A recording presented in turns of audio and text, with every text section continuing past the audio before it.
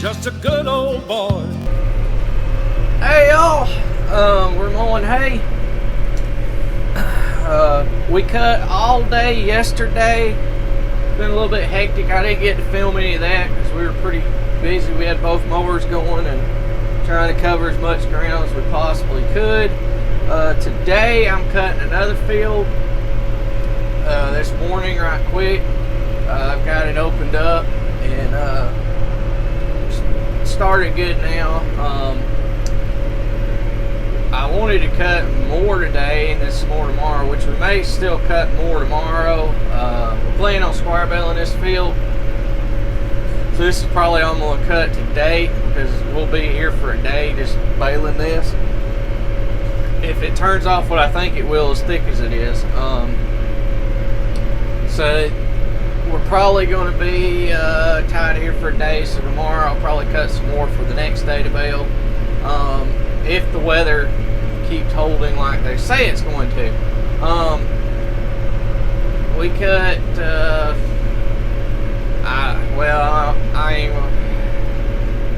think we cut around 50, 60 acres down yesterday. Me and Dad did, and then I'm cutting this too. Not what I wanted to do. I wanted to cut over 100 and something down and get a real good start, or get some of this stuff knocked out. So we still got some more time, but we'll see. And we are going to be round rolling this week. The hay that we cut yesterday, we are going to roll. I need some rolls really bad for our horse customers. I'm so glad we are finally back cutting hay because we need to get this stuff cut. As y'all probably tell, this stuff is bedded down.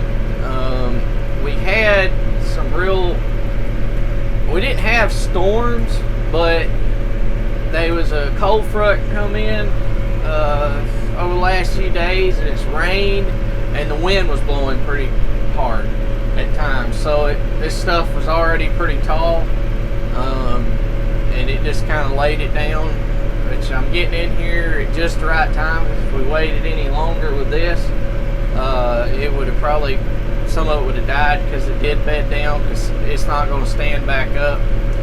It hadn't rained in 2 days, so I'm not windrowing the hay up as I do this with the mower. I get asked this question, pretty common. Why do I windrow my hay? It's because whatever the weather conditions is what I do. If the ground's dry, I widen it out so that way you get the most sun to it. But if the ground's wet from it raining the day before, which has been seeing it pretty common the last year or so too, because it's rained so much, generally we're cutting as soon as it quits raining, that I've been windrowing it as I did it to help dry the ground out. You got to get the ground dry first if it's wet before you start drying the hay, because if you don't, the hay will just keep laying there and sucking the moisture out of the ground, and it prolongs it to dry out. So it helps to windrow it up, let the ground get dry, then ted it out, fluff it out with the fluffer, and then it'll help. Then you can start drying it. And if you don't do that, it will take an extra day, at least longer, to dry the hay. It hadn't rained in 2 days, so the ground is borderline. I thought about maybe rolling it up, but I decided that I want to get this stuff dried out in a hurry, and I think that it's dry enough to where it'll be all right, and I ain't got to worry about the ground.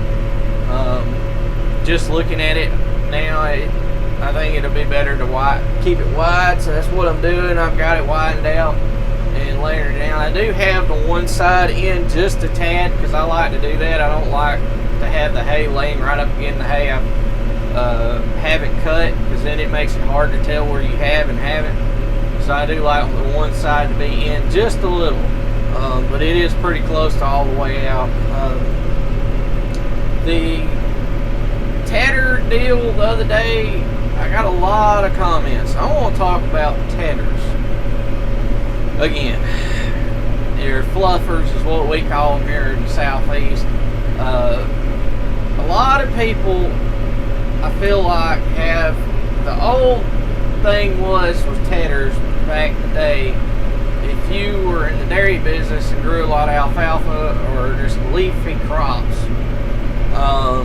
you did not want to use a tedder because it would knock the leaves off. And I feel like that's kind of just the mentality around a lot of places where they do grow alfalfa. And even now, if they quit growing alfalfa, I feel like a lot of people still have that mentality. If you are not growing a leaf crop, you cannot knock leaves off, so there's no leaf loss. Crops like fescue, orchard grass, Bermuda, crabgrass, ryegrass, just different kind of stalk or stem grasses do not have leaves to lose. So you want to beat those plants very hard to help dry out the process, because it breaks the stalks up and allows the stalks, the water in the stalks to drain out, or the juice, and then it will dry faster. It's the same thing as using a tine conditioner with the crimping process.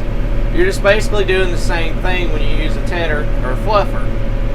That is good on stalk crops. Now on a leafy crop like alfalfa or clover or something like that, you necessarily don't want to beat it so hard.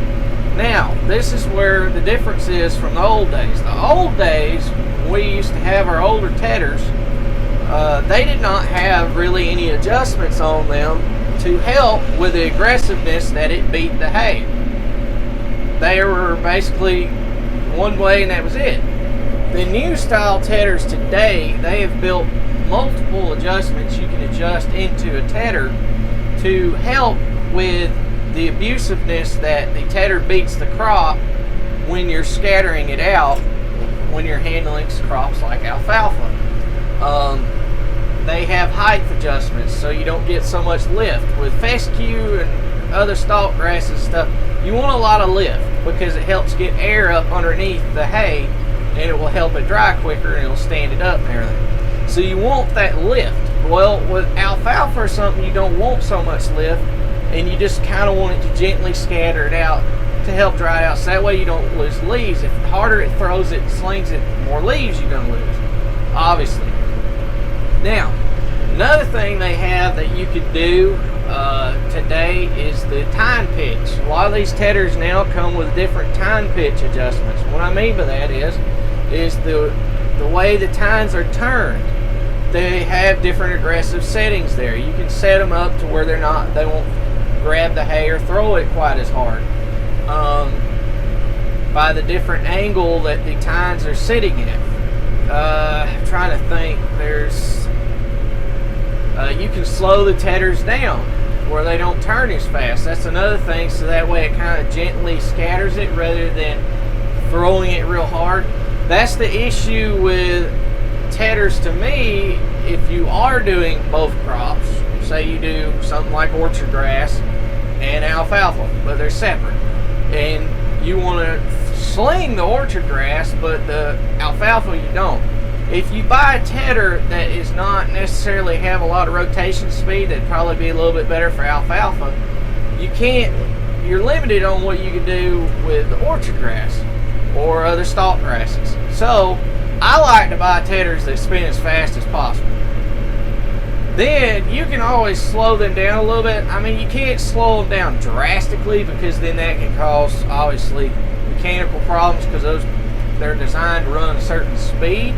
But you can slow them down enough to where it will not hurt the aggressiveness of the crop as bad. And there's other little things. Each tedder varies, but those are the most two common things that nowadays you see a lot of that they didn't used to have back in the old days. That we have. We didn't have it. The tedders we were running back in the old days, they didn't have all these adjustments. All you had was the tilt forward, and that was it. You screwed your little screw down to tilt it forward, and that was basically it, and you ran it. You didn't have a whole lot of adjustability into them to help you. But I got a lot of comments of people saying I was beating the hay to death. I was losing leaves. There's no leaves to lose. You got to understand, I'm not trying to insult anybody or anything or nothing like that. There's different crops that takes different processes. And one thing may require one process and another crop will require another process. We don't bale leafy crops, period. Clover, I'll be honest about it, for us, we went out and we've drilled clover out in the pastures and done different things, cut and baled it. We never seen enough gain off of clover to justify all the expense to plant it and have clover. There just wasn't enough there to say there was enough difference to make it say, well, it was worth all the expense. We found that we could just get up really good hay and orchard grass or fescue or something like that, and it was basically nearly as good without all the expense because it comes up naturally here. And that's the thing with clover. So that's why we don't do clover. Alfalfa for us, for beef cattle, is just not profitable. If you were in dairy, or say if you're producing it to sell to the public as a high quality crop for the equine market, which we may eventually do. I'm not going to rule that out. I might look into it eventually. You can do that and make money, but to feed it to beef cattle, it just doesn't make sense here. Now, if you're in a lot colder climate and those cows are really needing some nutrition because it's so cold, you could probably maybe justify doing that. But here where we're at, it gets cold. I mean, it gets down in single digits sometimes here, but it's not cold, like super cold like they have in Minnesota or somewhere like that. I mean, we just don't, there's no need in it. It just does not justify through expenses and the amount of money it costs to produce that crop and everything you need for beef cattle. Now, and that's my thought on the leafy crops and the reasons why we don't grow them, the reasons why I ted my hay. You have to ted it. Another good thing with using the tedder is it also helps if you are in the hay production business like I am and you're baling hay to sell. A lot of people know, if you're in this business, that customers sometimes complain about the hay's too stemmy. It's too stocky material, it's too stemmy, the horses won't eat it or whatever they're feeding it to, and they don't like it. A tedder is an excellent way, also time conditioner, to help with that. It will break up the stalks, it will soften the stalks as it beats it, and it will make that crop more to where you can let it get more mature and get more yield off your field, but yet still not have that stemmy of a material to where they can eat it. It will soften the stalks as it beats it, and it will also break them up and shorten them to where you don't have such a stemmy material. Another thing that I found for years is hay that's been scattered out and tedded will also make a lot nicer, prettier, more uniform bale than hay that has not been tedded or fluffed, whatever you want to call it. The balers seem to do better and make a better, prettier, more unified bale when you do that. The other way, they don't. And that's from Chromes to Vermeers to New Hollands, whatever it may be. We found that over the years, every baler we've used. The one baler that's probably the exception there is the Claas. I really can't tell really a whole lot of difference with it. There's a little bit, but with the other ones, and the Squire balers included, they was always seemed to be a lot prettier, more uniform bale if the hay had been tedded. So that's another reason why we ted our hay too, is because of the baling process. There's a lot of advantages to a tedder. They're not the old basic designs that were back in the day several years ago in the early 90s and whatnot. They have really give us a lot of options and made it a very useful, viable tool for the hay industry. we have been using them for forever, since the 90s. Here in the southeast, with our humidities and everything, we have to have teders. Everybody down here uses teders. That's just the way it is. The only time we don't generally sometimes use a tedder, and even then, just because of the bales, I like to still use them, is in July and August. You can get by without using a tedder to help cut costs. But we still like to run through them once just to scatter it out, because like I said, if we're using the Vermeer or the Massey inline baler, it seems to help make a more uniform bale that looks nicer, and so that's one reason why we do it, and it'll make a lot prettier bale of hay that way. And still, even then, sometimes you'll catch areas like ditches and stuff that you'll cross or go across, or little dips in the field where they'll actually hold water, especially the last few years. In those areas, when you come over them with a rake, will actually pick up green hay that's still underneath there, even though the rest of the field's dry. So a lot of times, if we don't want to fluff it a lot, we'll go out there and we'll just fluff that little area around the ditches and stuff, and just leave the rest of the field if we don't have to. There's lots of things you can use it for, wood lines, stuff like that. So thanks for watching. Please comment, rate, subscribe, and I'll see y'all next time.